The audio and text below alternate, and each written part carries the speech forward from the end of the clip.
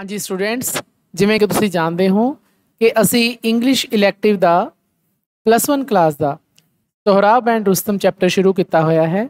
उसका पार्ट 1 असी already complete कर चुके, पर अज असी इसका पार्ट 2 शुरू करन जा रहे हाँ। साडे सिलेबस का यह 7वां ऐसे है। तो इस वीडियो के विच असी सोहराब एंड रुस्तम पार्ट 2 की एक्सप्लेनेशन अते एनालिसिस डिस्कस करांगे। यह इस चैप्टर की सीरीज़ का साडा चौथा वीडियो होएगा। तो स्टूडेंट्स, मैं तुहानूं पहलां दसना चाहांगा कि मैं Sohrab and Rustam lesson 6 part 1 ये ऑलरेडी कवर करवा चुकिया हाँ। मैं इसकी फुल एक्सप्लेनेशन अते एनालिसिस 2 पार्ट के विच समझा के तुहानूं भेजी है। अते नाल ही मैं इस चैप्टर के एंड विच आई हाँ।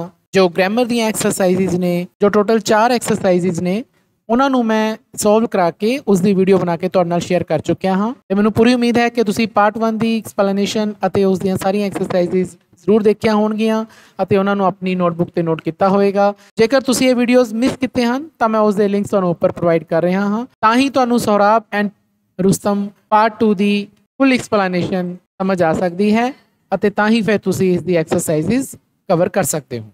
स्टूडेंट्स, मैं +1 ਅਤੇ +2 ਕਲਾਸਿਸ ਦੇ ਜਨਰਲ ਇੰਗਲਿਸ਼ ਅਤੇ ਇਲੈਕਟਿਵ ਇੰਗਲਿਸ਼ ਦੇ ਬਹੁਤ ਸਾਰੇ ਵੀਡੀਓਜ਼ ਬਣਾਏ ਹੋਏ ਹਨ।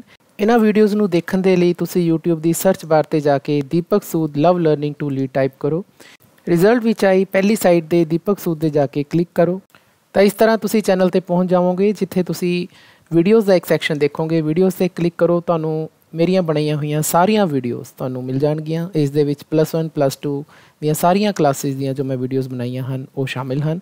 ਪਲੇਲਿਸਟ ਵਾਲੇ ਸੈਕਸ਼ਨ ਤੇ ਜਾ ਕੇ ਤੁਸੀਂ ਸਾਰੀਆਂ ਪਲੇਲਿਸਟ ਪ੍ਰਾਪਤ ਕਰ ਪਾਓਗੇ, ਜਿਵੇਂ ਕਿ ਕਲਾਸ 12 ਦੀ ਪਲੇਲਿਸਟ ਚੌਥੇ ਨੰਬਰ ਤੇ ਹੈ।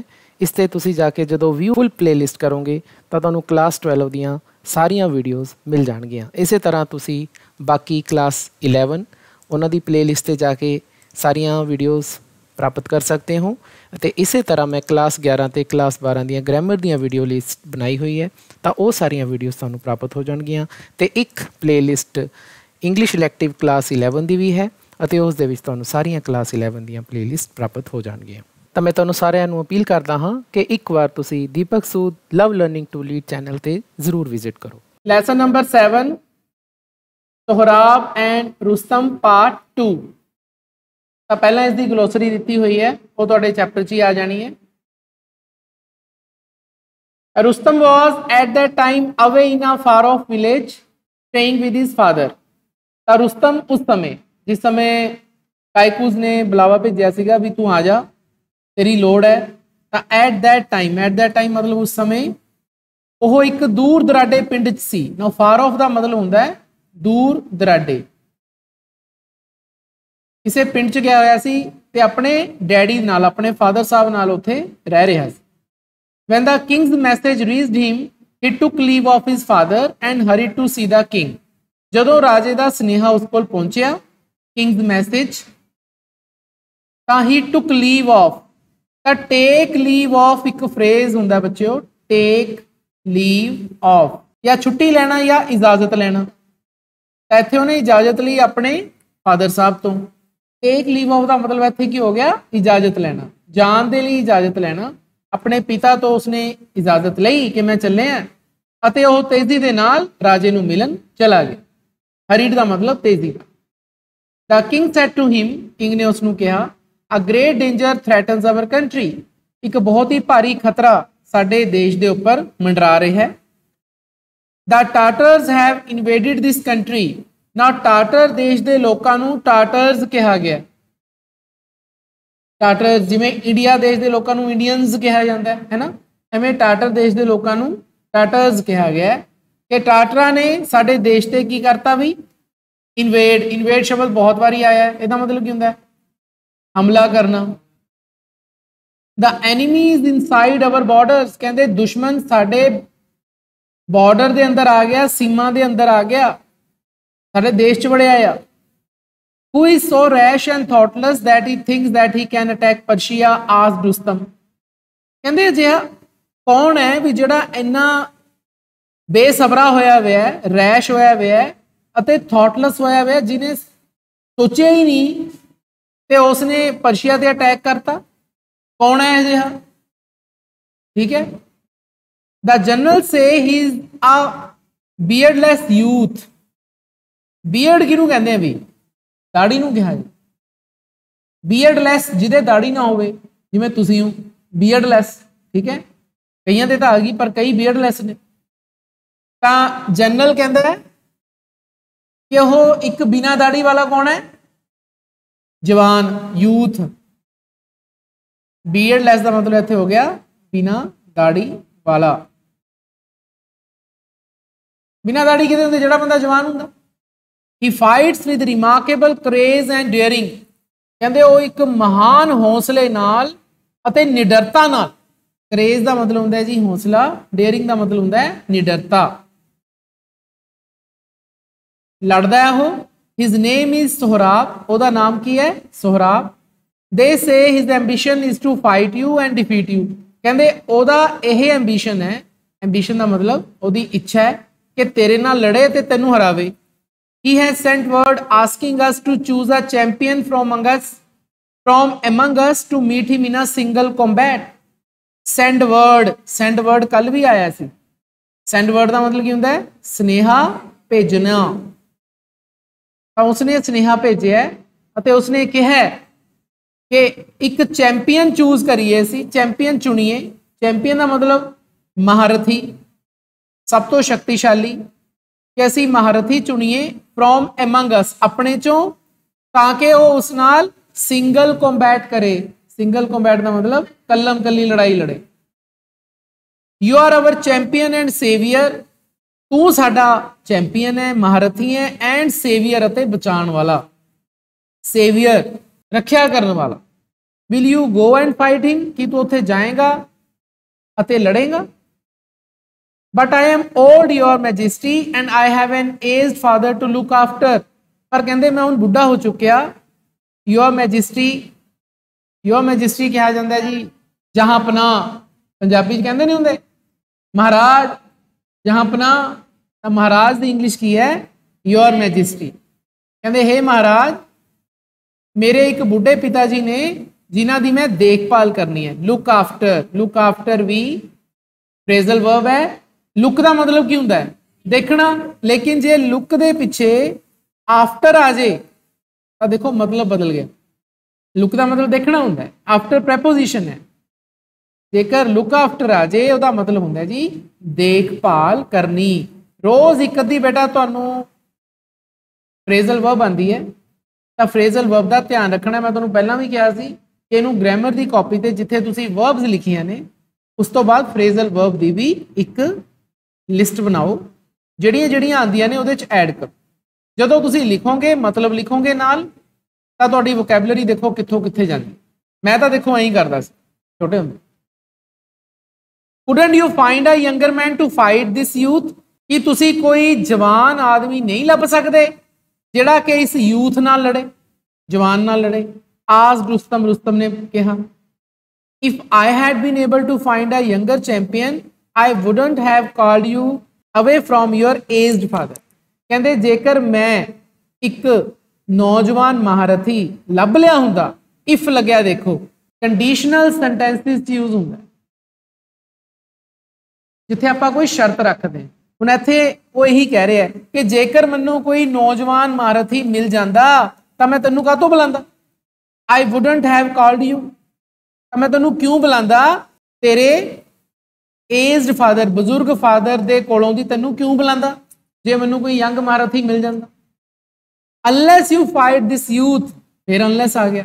अनलैस का मतलब मैं की दस्सिया सी, जदों तक तू इस जवान नाल नहीं लड़दा, we have no hope of saving our country, सानू अपना देश बचाउण दी कोई होप नहीं है, आस नहीं है।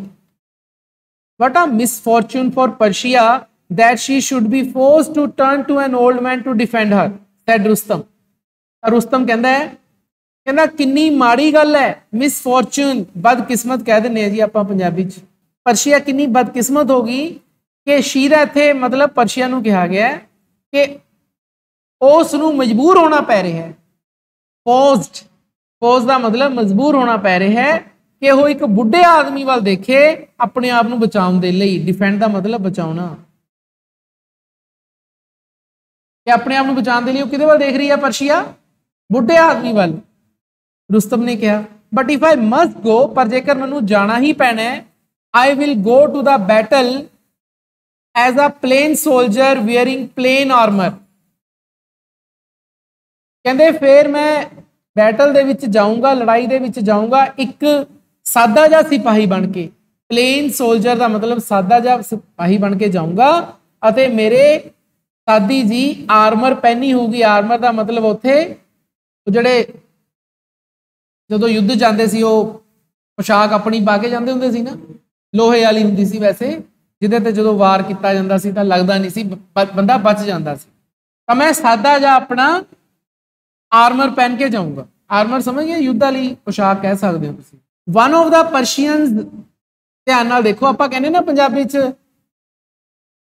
सारियां चों एक आया, तां सारे बहुवचन हो गए है ना। ਇਹਦਾ मतलब पर्शियन ਨੂੰ ਆਪਾਂ ਕੀ ਪਾਵਾਂਗੇ, ਬਹੁਵਚਨ ਪਾਵਾਂਗੇ, ਪਲੂਰਲ ਪਾਵਾਂਗੇ। ਤਾਂ ਹੀ ਦੇਖੋ पर्शियन ਦੇ ਨਾਲ ਕੀ ਪਿਆ, ਐਸ ਪਿਆ ਨਾ। ਤਾਂ ਧਿਆਨ ਰੱਖਿਓ ਜਦੋਂ ਵੀ ਆਪਾਂ ਆਹ ਵਾਲਾ ਫਰੇਜ਼ ਯੂਜ਼ ਕਰਨਾ ਹੈ, one of the students, one of the teachers, one of the Persians, ਤਾਂ ਪਿੱਛੇ ਆਪਾਂ ਜਿਹਦੇ ਵਿੱਚੋਂ ਕਹਿ ਰਹੇ ਹਾਂ ਨਾ ਕਿ ਸਾਰਿਆਂ ਚੋਂ, ਵਿਦਿਆਰਥੀਆਂ ਚੋਂ, ਅਧਿਆਪਕਾਂ ਚੋਂ, ਤਾਂ ਆਪਾਂ ਨੂੰ ਉੱਥੇ ਕੀ ਪਾਣਾ ਪਊਗਾ, ਉਹ ਐਸ पाना। ਤਾਂ ਇਹ ਧਿਆਨ ਰੱਖਿਓ ਬੱਚੇ ਕਈ ਵਾਰੀ ਗਲਤੀ ਕੀ ਕਰਦੇ ਨੇ, वन ऑफ द पर्शियन ਪਾ ਦਿੰਦੇ ਨੇ, वन ऑफ द स्टूडेंट ਪਾ ਦਿੰਦੇ ਨੇ। ਤਾਂ ਕੀ ਚਾਹੀਦਾ ਕੀ ਪਾਣਾ ਆਪਾਂ ਨੂੰ, ਸਾਨੂੰ ਉਸ ਵਰਡ ਦੇ ਨਾਲ ਬਹੁਵਚਨ ਬਣਾਉਣਾ ਪਊਗਾ, ਠੀਕ ਹੈ ਨਾ, ਪਲੂਰਲ ਬਣਾਉਣਾ ਪਊਗਾ।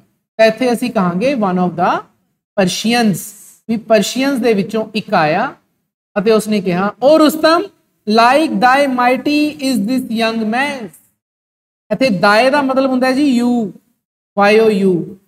ਕਹਿੰਦੇ ਤੇਰੇ ਵਾਂਗੂ ਇਹ ਜਿਹੜਾ ਨੌਜਵਾਨ ਆਦਮੀ ਹੈ ਇਹ ਵੀ ਸ਼ਕਤੀਸ਼ਾਲੀ ਹੈ। ਮਾਈਟ ਦਾ ਮਤਲਬ ਇੱਥੇ ਕੀ ਹੈ ਜੀ, ਸ਼ਕਤੀਸ਼ਾਲੀ। ਮਾਈਟ याद करो ਆਪਾਂ ने मॉडल वर्ब भी की सी, मे माइट है ना, वो उत्थे एज अ वर्ब यूज होंदी है, इत्थे एज अ वर्ब नहीं यूज नहीं होया, इत्थे एज एन एडजेक्टिव यूज होया। He has the wild stag's foot, the lion's heart। इत्थे देखो एक कविता एक तरह नाल, इट्स अ पोएम। ओ रुस्तम तो लैके कम डाउन वाली लाइन तक इट्स अ पोएम, पोएम दे विच लिखिया होया है, आप पढ़ लैने। हुण ही इत्थे किहनूं कहा गया, सोहराब नूं। कहंदे ओ जिहड़ा यंग मैन है ओहदे पैर एक जंगली बारासिंगे वर्गे ने। वाइल्ड स्टैग्स, स्टैग किहनूं कहा जाता है, हिरन नूं कहा जाता है। जिवें हिरन तेज भजदा है एवें वो भी बहुत तेज दौड़दा है। शेर वर्गा दिल है उहदा। And he is young and Iran sees the road. कहंदे वो नौजवान है अते ईरान दे जिहड़े मुखी ने वो बुढ़े हो गए। और एल्स टू वीक, इत्थों तक कि वो कमजोर भी हो गए। And all eyes turn to the, पर सारियां अखां टर्न टू दी दा मतलब फिर की है, यू, के तेरे वाल मुड़ गई, सारियां अखां तेरे वाल मुड़ गई। Come down and help us Rustam और वी लूज। कहते नीचे उतर अते साडी हेल्प कर रुस्तम, नहीं तो असी गए, लूज, असी हार गए। When Rustam heard these words of praise, he wished with a longing heart that the Tartar youth had been his own son। देखो कहते जदों रुस्तम ने ऐदां दी प्रेज वाले वर्ड्स सुने, प्रशंसा वाले वर्ड्स, प्रेज का मतलब की होंदी है प्रशंसा, प्रशंसा वाले वर्ड सुने, तो उसने विश की, इच्छा मंगी, विद अ लॉन्गिंग हार्ट, दिल दे विच उसने इच्छा की कि जिहड़ा टाटर यूथ आया मेरे नाल लड़न वो मेरा अपना पुत्र हुंदा। इन्नी प्रेज हो रही है उस मुंडे की,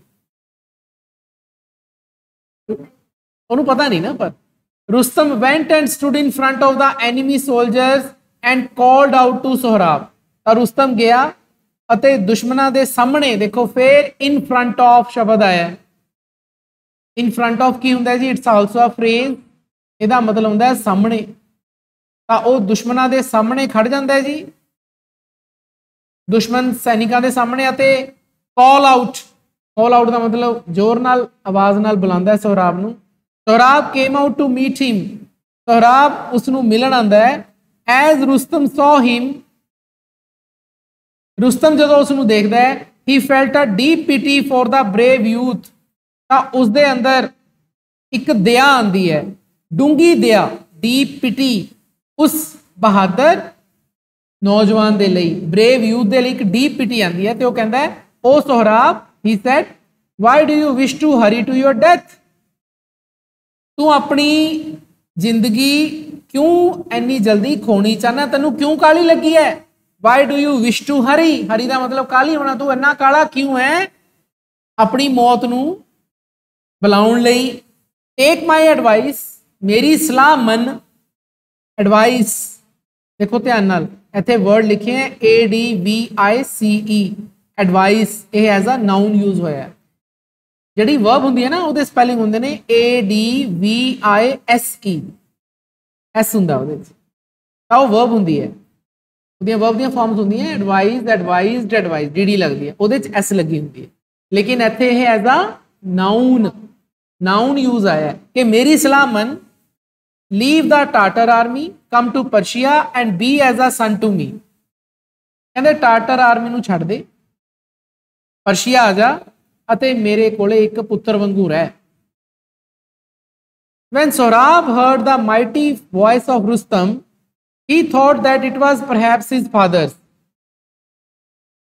जदों सोहराब ने रुस्तम दी एडी शक्तिशाली आवाज सुनी, माइटी, माइट तो माइटी बनता, ऊपर शब्द क्या है ऐसे देखो, माइट है ना, माइट तो माइटी बनता है, माइटी एडजेक्टिव है जी, विशेषण है। तो जो रुस्तम दी उसने शक्तिशाली, माइटी का मतलब शक्तिशाली आवाज सुनी, तो उसने सोचा कि शायद यह मेरे पिता की आवाज है। परहैप्स, परहैप्स की पंजाबी की होंगी है शायद, आप कहने परहैप्स, है ना। He approached Rustam and asked eagerly, ਤਾਂ ਉਹ रुस्तम ਕੋਲ ਜਾਂਦਾ ਹੈ ਅਤੇ ਉਸ ਨੂੰ ਈਗਰਲੀ ਪੁੱਛਦਾ ਹੈ। ਈਗਰਲੀ ਦਾ ਮਤਲਬ ਉਤਸੁਕਤਾ ਨਾਲ ਪੁੱਛਦਾ ਹੈ, ਆਰ ਯੂ ਨੋਟ रुस्तम, ਦੇਖੋ ਹੁਣ ਕੁਐਸਚਨ ਕਰ ਰਿਹਾ ਉਹਨੂੰ, ਕਹਿੰਦੇ ਕੀ ਤੁਸੀਂ रुस्तम नहीं हो, speak, are you not he, बोलो कि तुसी ਉਹ नहीं हो, की तू रुस्तम नहीं है, दो बारी क्वेश्चन पूछता। देखो किस्मत, उन्हें अंदाजा तो लाया कि जेड़ा ये बंदा मेरे नाल लड़न आया है ये रुस्तम हो सकता है, क्योंकि बाकी दा जरनैल किन्ने मर गए, है ना। पर हुण तुसी किस्मत दा पलटा देखो की हुंदा है। हुण जे कह दे मैं रुस्तम है, फिर की हो, फिर तो लड़ाई होनी होनी, ਉਹਦਾ ਲੱਭਣਾ ਹੈ ਆਪਣੇ ਫਾਦਰ ਨੂੰ, ਉਹਦਾ ਫਾਦਰ ਨੂੰ ਲੱਭਣਾ ਹੈ, ਉਹਦਾ ਕੰਮ ਹੀ ਇਹੀ ਸੀ। ਉਹ ਕੋਈ ਪਰਸ਼ੀਆ ਨੂੰ ਜਿੱਤਣ ਥੋੜੀ ਆਇਆ ਸੀ, ਉਹਦਾ ਆਪਣੇ ਪਹਿਲਾ ਕੰਮ ਕੀ ਸੀ, ਯਾਦ ਕਰੋ, not only he want to find his father but want to make his father the king of the Persia, I see line है। रुस्तम थॉट, ਹੁਣ ਦੇਖੋ ना, किस्मत तो पहला कदे कुछ नहीं मिलता, जो किस्मत चाहती है वही कुछ होता है। रुस्तम ने सोचा that the young man was trying to be clever, कहते जिहड़ा नौजवान आदमी है यह थोड़ा जिहा चलाक बनने की कोशिश कर रहे, trying to be clever। if he told the truth, कहते जेकर वो सच दस दिंदा है, Sohrab might want to make peace with him, तो सोहराब उस नाल शांति करना चाहूगा। make peace का मतलब होता है शांति करना, समझौता करना, कि सोहराब चाहूगा कि मैं इहदे नाल हुण समझौता करना। And withdraw from the fight, अते लड़ाई तो पिछे हट जाऊगा। विदड्रॉ का मतलब होता है बच्चों पिछे हट जाऊगा। सो ही सेड, फिर उसने कहा, is it only with Rustam that you will fight, कहते की कला रुस्तम ही है जिहदे नाल तू लड़ेगा।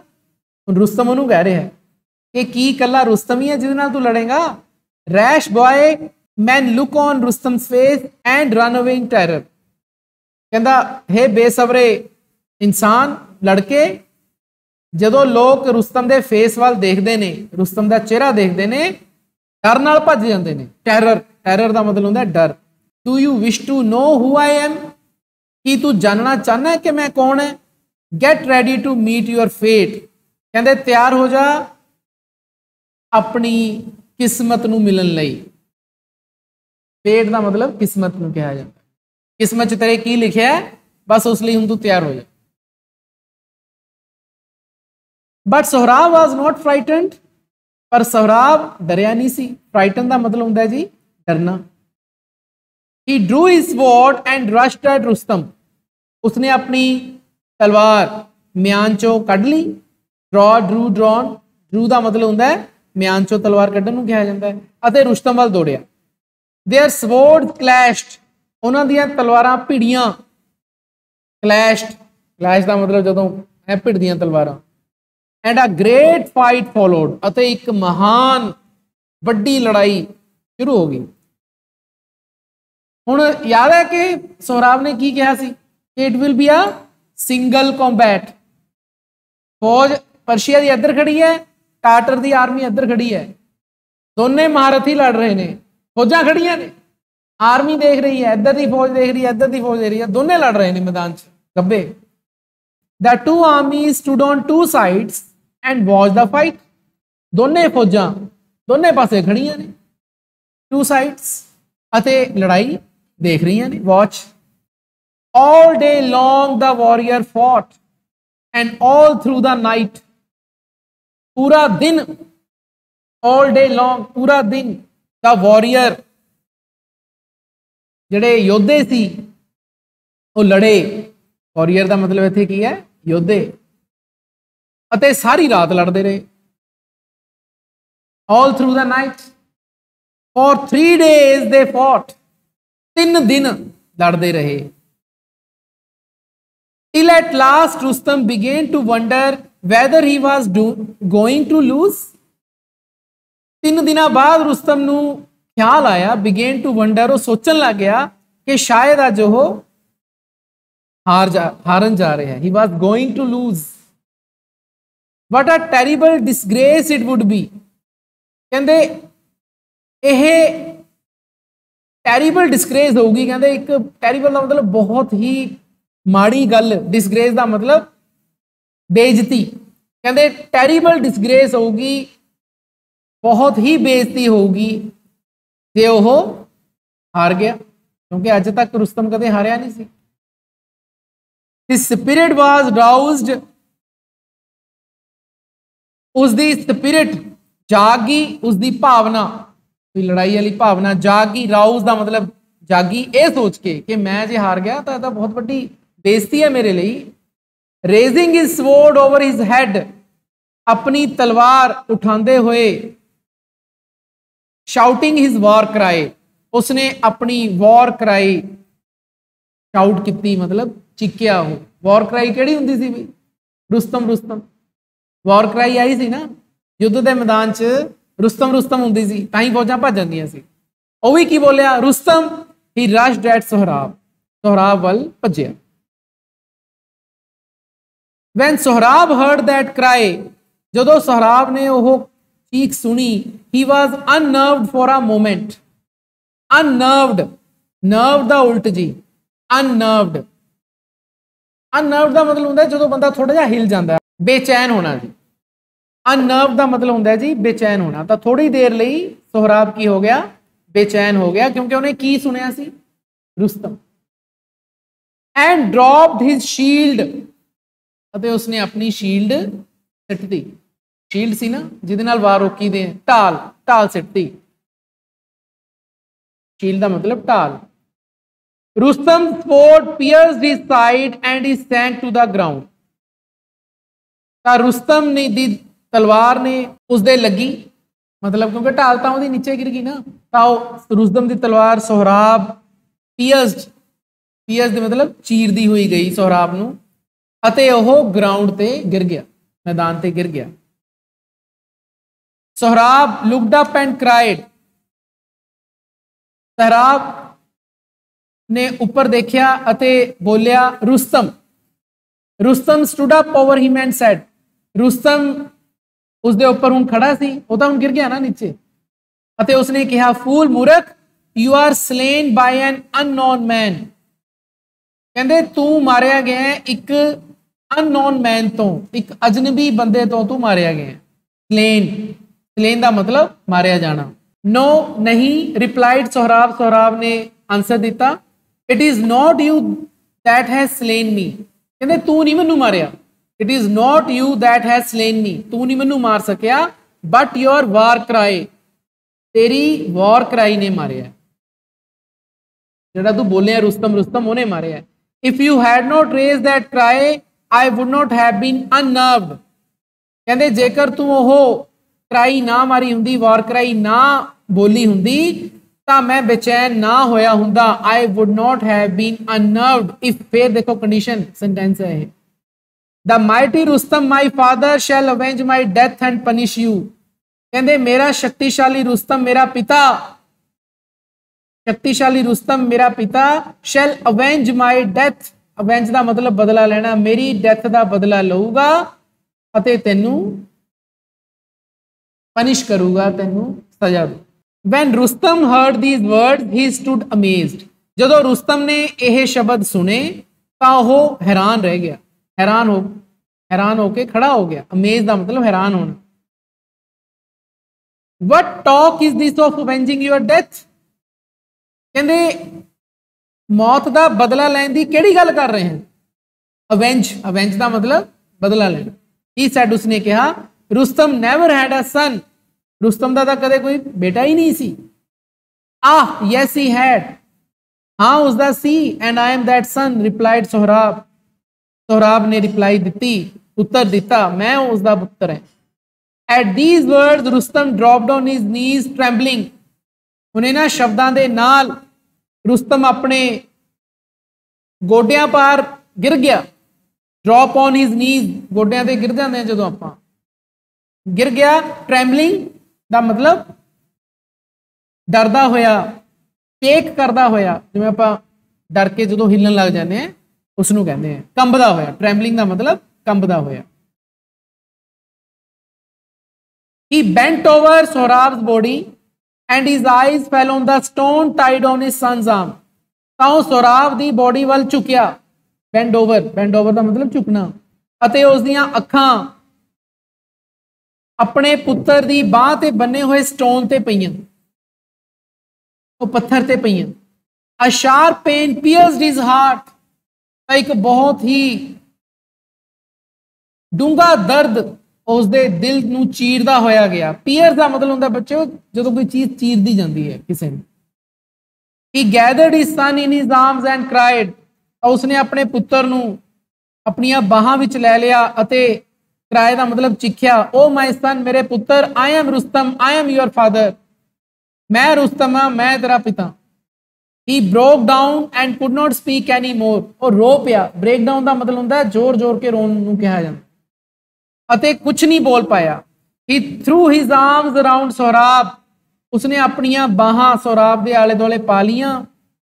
Clasped him to his heart and wept, अपने जिगर नाल उसनूं पकड़ के लगा लिया। Clasped, क्लास्प का मतलब होंदा है पकड़ना, जकड़ना।